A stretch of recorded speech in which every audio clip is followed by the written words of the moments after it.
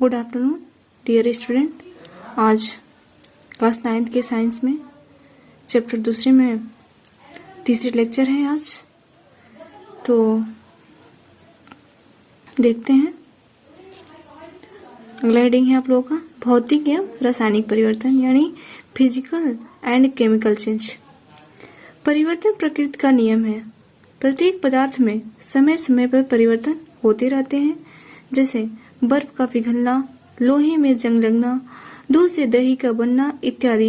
इन परिवर्तनों को दो भागों में बांटा जा सकता है। पहला है भौतिक परिवर्तन और दूसरा है रासायनिक परिवर्तन। तो हम लोग देखेंगे कि भौतिक परिवर्तन किसे कहते हैं और रासायनिक परिवर्तन किसे कहते हैं। तो देखिए, भौतिक परिवर्तन यानी कि फिजिकल चेंजेस वे परिवर्तन जिनमें पदार्थों के भौतिक गुण जैसे आकार, रंग, अवस्था इत्यादि अस्थायी रूप से बदल जाते हैं, परंतु उनके संगठन व भार में कोई परिवर्तन नहीं होता है, न ही कोई नया पदार्थ बनता है, भौतिक परिवर्तन कहलाता है। यानी कि वह परिवर्तन जिसमें कोई नया पदार्थ नहीं बनता है, वह भौतिक परिवर्तन कहलाता है। ये अस्थायी होते हैं, कारक समाप्त होते ही पुनः प्रारंभिक अवस्था में लौट आते हैं। यानी कि जब इनमें कोई परिवर्तन होता है और वो क्रिया समाप्त हो जाती है तो फिर ये अपनी अवस्था में चले आते हैं, जैसे पदार्थ का गलना, वाष्पन, द्रवण, जमना, आश्वन, ऊर्ध्वपातन इत्यादि। अब हम लोग भौतिक परिवर्तन को देख लिए। अब दूसरे नंबर पर देखेंगे रासायनिक परिवर्तन यानी केमिकल चेंजेस। वे परिवर्तन जिनमें पदार्थ सदैव के लिए बदल कर नए पदार्थ में परिवर्तित हो जाता है तथा नए पदार्थों का संगठन तथा भौतिक व रासायनिक गुण मूल पदार्थों से सर्वथा भिन्न होते हैं, रासायनिक परिवर्तन कहलाते हैं। यदि परिवर्तन का कारक हटा भी दिया जाए तो पदार्थ मूल अवस्था में वापस नहीं आता है, जैसे पदार्थ का जलना, जंग लगना, किण्वन, अपघटन क्रियाएं व अन्य सभी रासायनिक क्रियाएं। यानी कि वह परिवर्तन जिनमें कोई नया पदार्थ बनता है और जिनके कारण को हटा दिए जाने पर पुनः अपनी अवस्था में नहीं आता है, उसे ही रासायनिक परिवर्तन बोला जाता है। जैसे मोमबत्ती के जलने की प्रक्रिया में भौतिक व रासायनिक परिवर्तन दोनों होते हैं। आइए अब हम देखते हैं शुद्ध पदार्थों के प्रकार, यानी शुद्ध पदार्थ कितने प्रकार के होते हैं। What are the types of pure substances. वैज्ञानिक दृष्टिकोण से शुद्ध पदार्थ में उपस्थित सभी कण समान रासायनिक प्रकृति के होते हैं, अर्थात एक शुद्ध पदार्थ एक ही प्रकार के कणों से मिलकर बना होता है। शुद्ध पदार्थों को तत्वों व यौगिकों में वर्गीकृत किया जा सकता है। सिर्फ पहला है, देखें, तत्व यानी एलिमेंट्स। रॉबर्ट बायल पहले वैज्ञानिक थे जिन्होंने सन 1661 में सर्वप्रथम तत्व शब्द का प्रयोग किया था। लेवासी ने सबसे पहले तत्व की परिभाषा को प्रयोग द्वारा प्रतिपादित किया।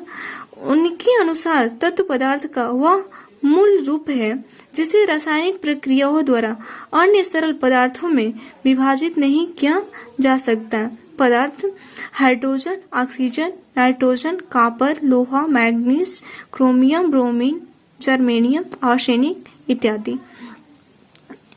यानी कि तत्व पदार्थ का वह मूल रूप है जिसे रासायनिक प्रक्रियाओं द्वारा अन्य सरल पदार्थों में विभाजित नहीं किया जा सकता है, कि वह पदार्थ जिसे किसी भी रासायनिक प्रक्रिया द्वारा दो या दो से अधिक भागों में बांटा नहीं जा सकता है, उसे ही तत्व कहते हैं।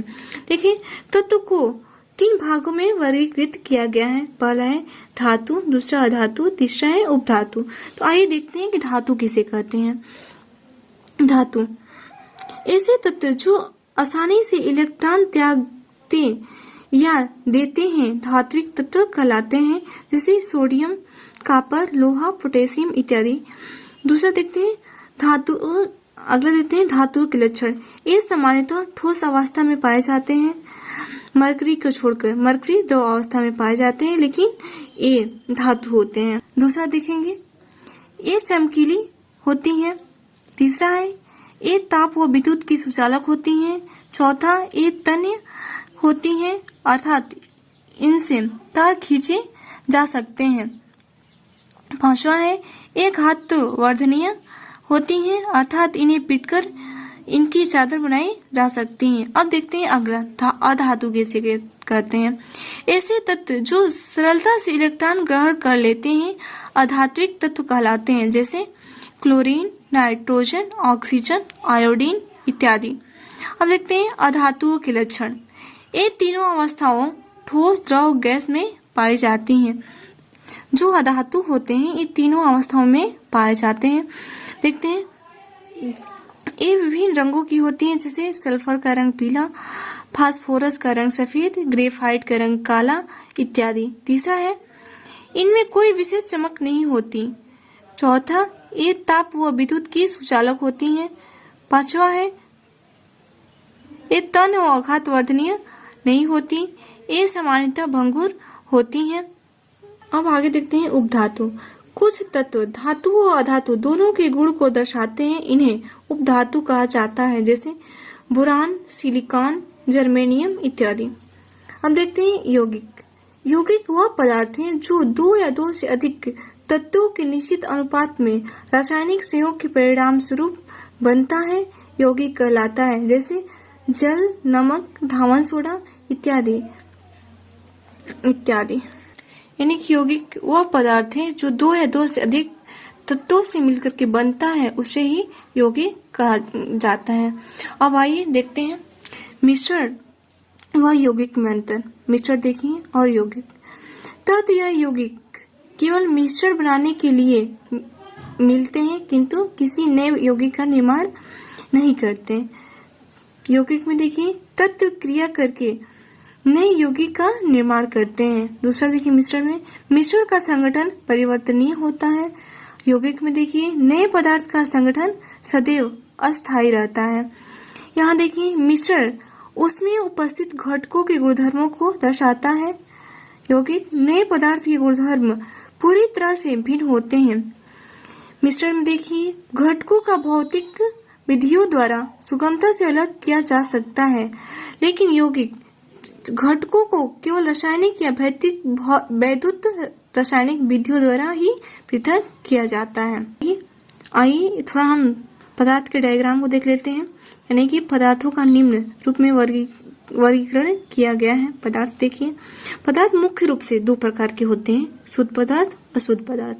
शुद्ध पदार्थ में देखिए क्या क्या आते हैं। शुद्ध पदार्थ में आ जाएंगे तत्व और यौगिक। तत्व में आ जाएंगे धातु, उपधातु, अधातु। आप लोग पहले से जानते हैं कि तत्व 3 प्रकार के होते हैं, धातु, अधातु और उपधातु। अब देखेंगे यौगिक। अब यौगिक में आ जाएगा जल, नमक, चीनी इत्यादि।